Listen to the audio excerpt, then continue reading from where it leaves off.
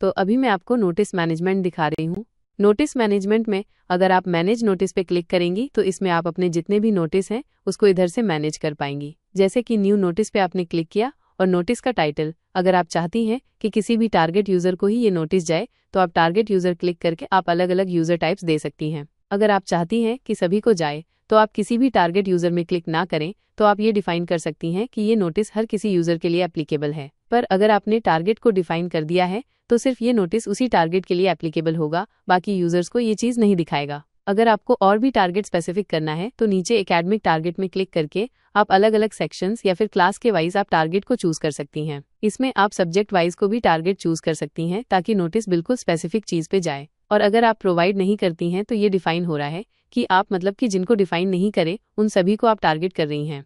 और जैसे ही अगर आपने टारगेट डिफाइन कर लिए तो सिर्फ उसी के लिए ही आप ये नोटिस को लिमिट कर रही हैं, और जिन को आपने डिफाइन ही नहीं किया उनके लिए ये नोटिस ओपन टू एक्सेस है। तो इसके बाद आपने नोटिस का जो कुछ डिटेल्स है वो दे सकती हैं। अगर कुछ इमेज या फीचर्स इमेज दे सकती हैं। इस नोटिस में आपको क्या डाटा लिखना है या नहीं लिखना है, इधर आपको क्रिएट न्यू गूगल डॉक करके बटन आएगा। उस बटन में अगर आप क्लिक करेंगे तो उस बटन में क्लिक करने के बाद आपको एक न्यू गूगल डॉक्यूमेंट आपको दिख जाएगा। अगर क्रिएट न्यू गूगल डॉक्यूमेंट में आप क्लिक करेंगी तो उस डॉक्यूमेंट में आप जो भी चीज़ें एंटर करेंगी, जो भी चीज़ें लिखेंगी, वही चीज़ें आपको आपके नोटिस में दिख जाएगा। तो ये नोटिस काफ़ी डायनामिक सिस्टम है और वेरी इजी टू हैंडल है। आप अपने डॉक्यूमेंट में जो भी चीज़ें लिखेंगी आपका नोटिस वही दिखाएगा। तो इसके अलावा जो नोटिस है उसमें आप अलग अलग कैटेगरीज दे सकती हैं ताकि नोटिस को और अच्छे से डिस्टिंग्विश किया जा सके। इसके अलावा नोटिस में अलग अलग टैग भी लगा सकते हैं ताकि नोटिस को और अच्छे से समझा जाए कि ये नोटिस किस बारे में है या फिर किसके साथ ये कौन सा चीज़ लिंक है। उस नोटिस में अगर कोई चाहे तो कमेंट भी कर सकता है, और हम इधर नोटिस लिस्ट से मैनेज कमेंट में क्लिक करके हम सारे कमेंट को देख भी सकते हैं।